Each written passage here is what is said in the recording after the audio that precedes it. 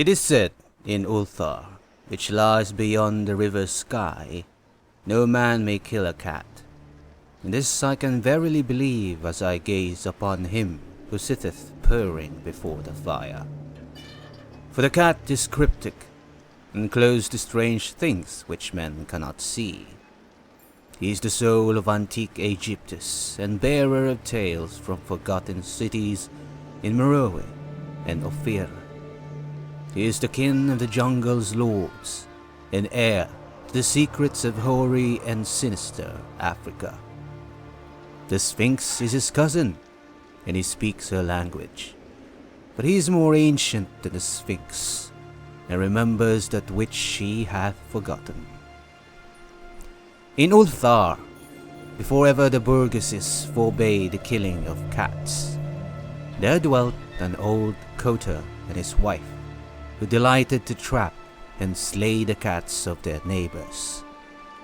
Why they did this I know not, save that many hate the voice of the cat in the night, and take it ill that cats should run stealthily about yards and gardens at twilight. But whatever the reason, this old man and women took pleasure in trapping and slaying every cat which came near to their hovel. And from some of the sounds heard after dark, many villagers fancied that the manner of slaying was exceedingly peculiar. But the villagers did not discuss such things with the old man and his wife, because of the habitual expression on the withered faces of the two, and because their cottage was so small and so darkly hidden under spreading oaks at the back of a neglected yard. In truth, much as the owners of cats hated these odd folk, they feared them more, and instead of berating them as brutal assassins, merely took care that no cherished pet or mouser should stray toward the remote hovel under the dark trees.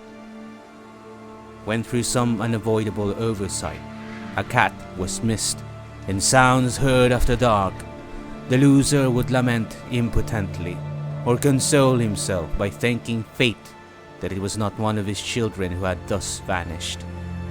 For the people of Ulthar were simple, and knew not whence it is all cats first came. One day, a caravan of strange wanderers from the south entered the narrow cobbled streets of Ulthar. Dark wanderers they were, and unlike the other roving folk who passed through the village twice every year.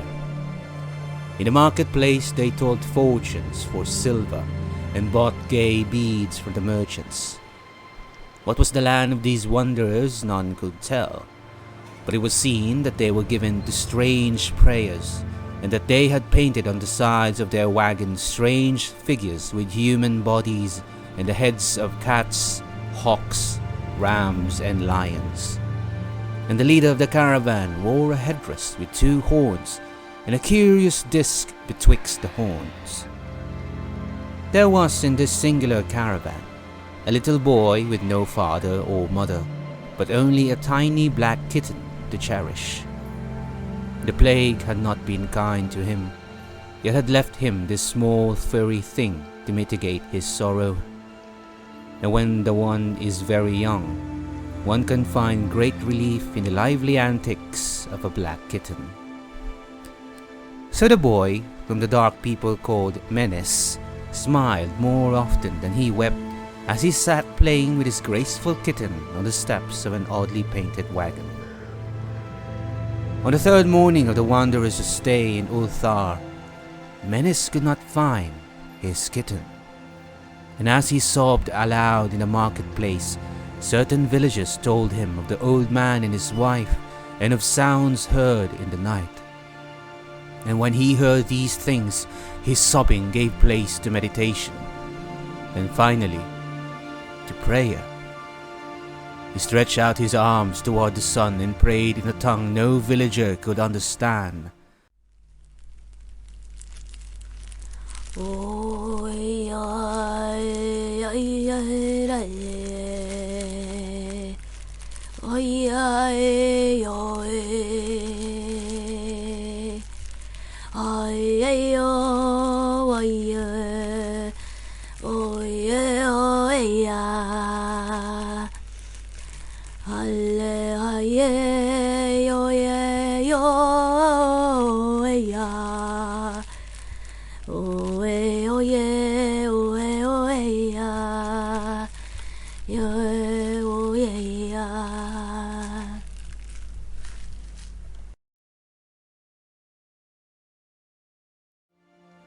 Though indeed the villagers did not try very hard to understand, since their attention was mostly taken up by the sky and the odd shapes the clouds were assuming. It was very peculiar. But as the little boy uttered his petition, there seemed to form overhead the shadowy, nebulous figures of exotic things, of hybrid creatures crowned with horn-flanked discs.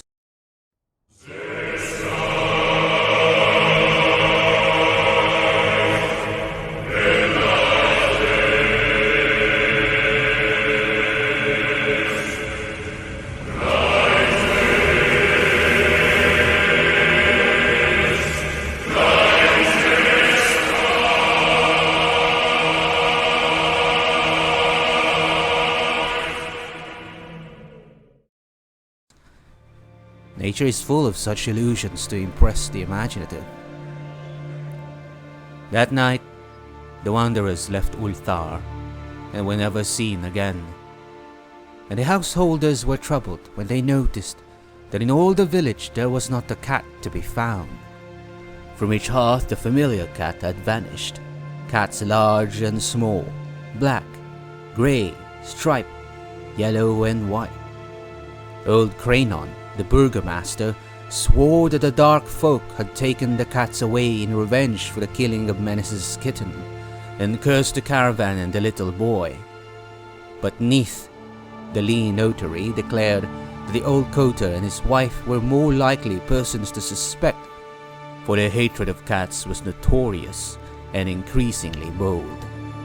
Still, no one durst complain to the sinister couple, even when little Atal, the innkeeper's son, vowed that he had at twilight seen all the cats of Ulthar in that accursed yard under the trees, pacing very slowly and solemnly in a circle around the cottage, two abreast, as if in performance of some unheard of rite of beasts.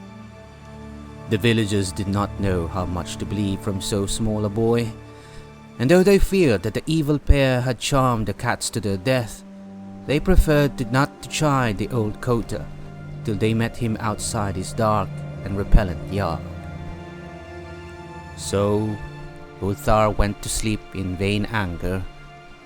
When the people awakened at dawn, behold, every cat was back at his accustomed hearth.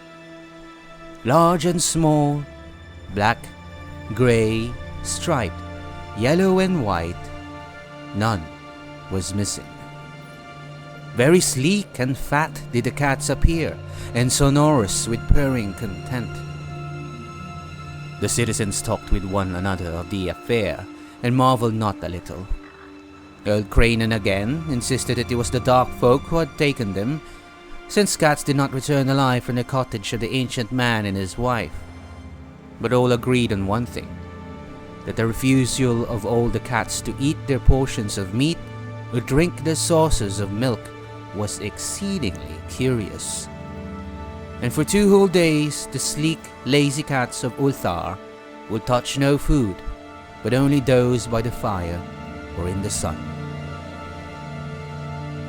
It was fully a week before the villagers noticed that no lights were appearing at dusk in the windows of the cottage under the trees. Then the lean Nith remarked that no one had seen the old man or his wife since the night the cats were away. In another week, the burgomaster decided to overcome his fears and call at a strangely silent dwelling as a matter of duty, though in so doing he was careful to take with him Shang, the blacksmith, and Thul, the cutter of stone, as witnesses.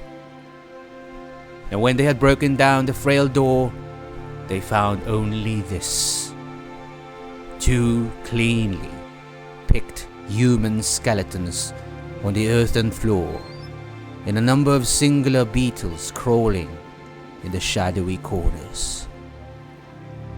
There was subsequently much talked among the burgesses of Ulthar.